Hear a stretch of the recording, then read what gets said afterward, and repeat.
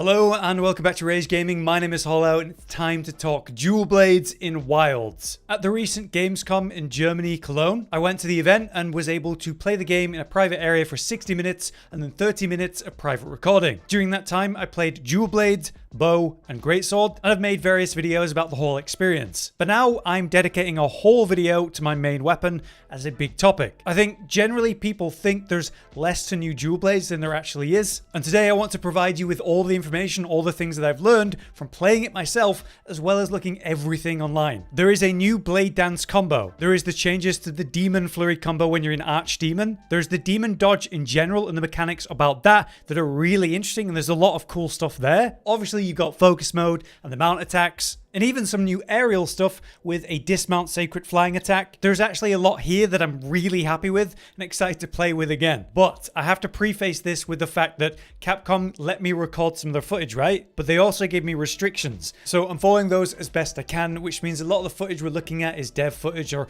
low quality clips. But I want you to be able to see what I'm talking about, and so obviously I've tried to show that as best as I can. So let's just get into it. I'm going to explain everything about dual blades that I learned. So some of this stuff you're going to hear and go, yeah, that's how it worked before. But just trust that I'm leading into something. So let's start with the basics of dual blades. You have your out of demon mode, no demon gauge dual blades gameplay. So you want to enhance it and get into demon mode. You want to fill your demon gauge, and once that's full, rely on that for archdemon mode stuff. So we enter demon mode, and now we have a usual familiar combo with triangle. This leads into demon fangs, which followed up with another triangle will be a quick 2-fold demon slash, which then ends with the third triangle press, which is 6-fold demon slash. As before, that will hold you in place briefly, whereas attack 1 and 2, you can interrupt and kind of move out with, say, a demon flurry rush. That's kind of what you would do. During times of uncertainty, you fish with demon fangs into 2-fold and then interrupt and rotate around and away from attacks or around the monster to get to a better position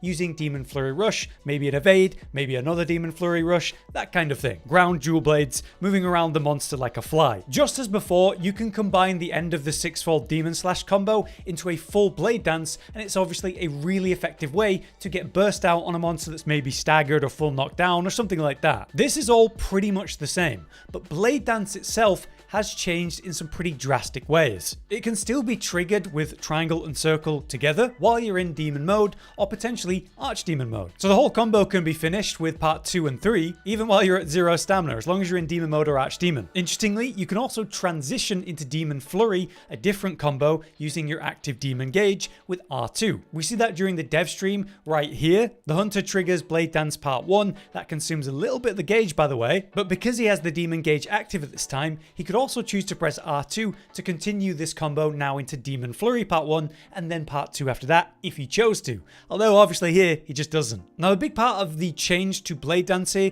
is the fact that it's cut up into 3 parts, part 1, 2 and 3. Before, you would press triangle and circle and the whole thing would go no matter what you do, and now you're stuck in it. Now obviously it's 3 parts, which means you can choose to not continue it and get out of there if you've used it at the wrong time.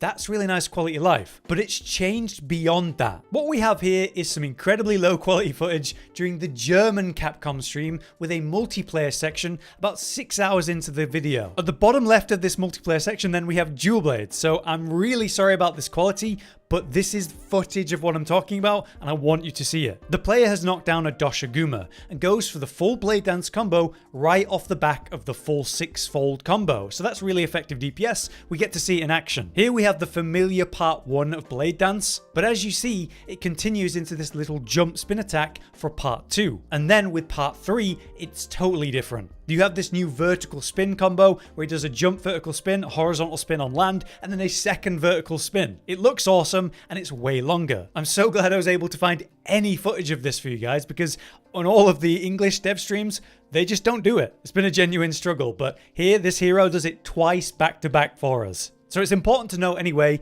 that this actually cost demon gauge. So you've filled up your bar and now you're spending your demon gauge bar on enhancing your attacks, such as enhancing blade dance. So this new version of blade dance is essentially an enhanced blade dance, using the gauge that you've built up. We use this gauge on other stuff, as I'll explain. But let's talk about archdemon mode. You've now filled the demon gauge and you've activated archdemon mode. This means you can deactivate demon mode to stop the stamina drain and still enjoy enhanced basic abilities and combos. Using attacks during this though will of course consume the demon gauge, but it leads into the demon flurry combo that we see in a little bit of footage. So in Archdemon mode you can still press triangle and circle to start Blade Dance, but now while you're in this mode you can also press R2 for the follow-up, which is Demon Flurry Part 1 and 2. Again, this is shown in the dev stream where he goes for Blade Dance Part 1 and then he can choose to continue it into Part 2 of Blade Dance, or instead choose to do R2, transferring to Demon Flurry Part 1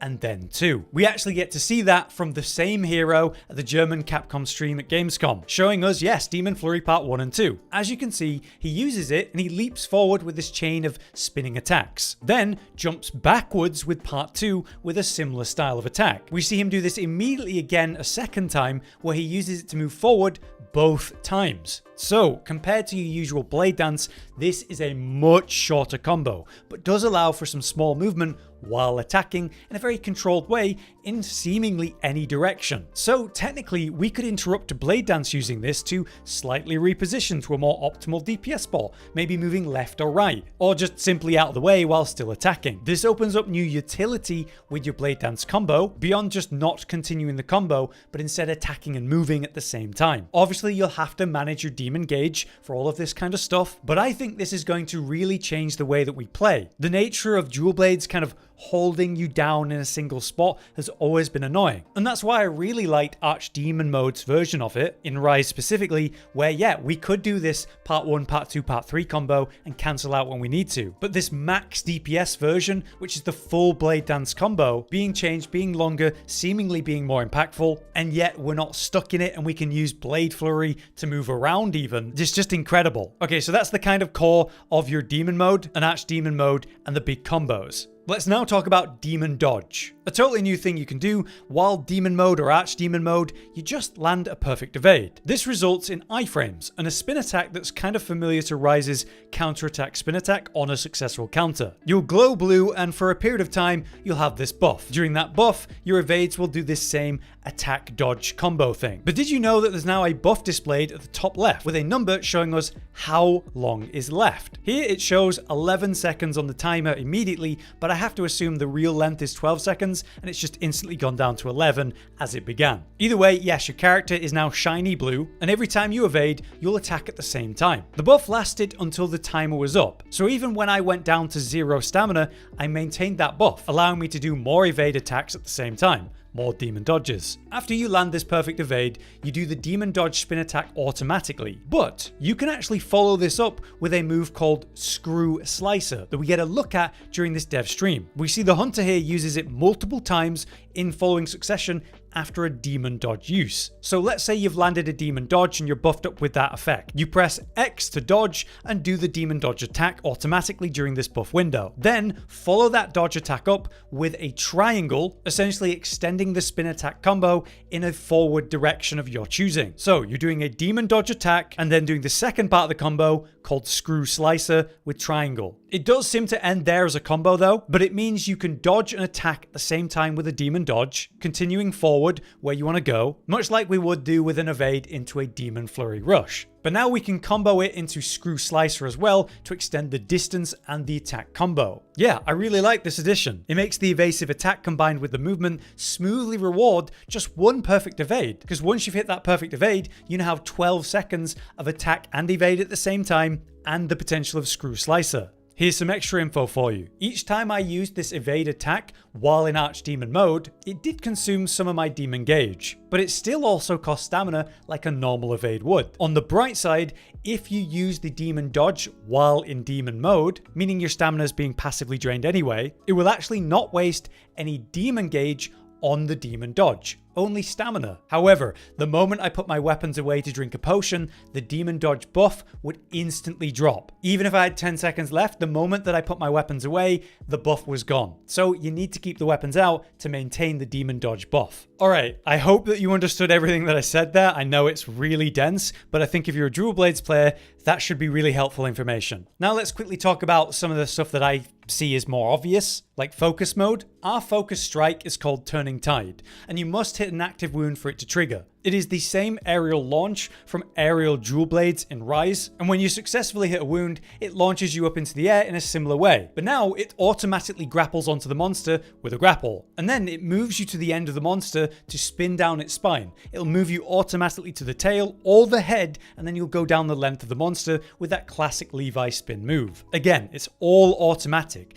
The moment you successfully hit a wound with Turning Tide, that's it. You can take your hands off the controller for the next 3 seconds. You appear to have iframes during this though, so I want you to think about that fact. I don't think you should attack the wounds whenever you can. I think you should attack the wounds with a focus mode strike, Turning Tide, when you need that kind of movement to get to the other end of the monster, maybe a big one, or to evade what it's doing. I can't confirm if you have iframes during it, but I'm pretty convinced you do. They want you to get this off and not be interrupted, right? So imagine you're fighting, I don't know, Ray Dow, and he's about to do a big laser beam. You intentionally focus strike a wound in that moment to completely evade the attack without any skill involved. I think that's potentially awesome as a use for this focus strike, but we'll have to see. I've played the weapon probably for 25 minutes maximum, and this is just everything I was able to learn. Also, do note that this can bug out as shown in this dev footage. Instead of going to the tail and then going down the length of the monster here, the balahara, it just goes to the tail and then falls off the tail. So hopefully that's not in the live game, but this was a really early build, right? So hopefully it gets smoothed out. The other thing I should tell you about is mount attacks. To trigger a mount, you just use aerial attacks. This can be done from, say, leaping off your seikret or from a ledge,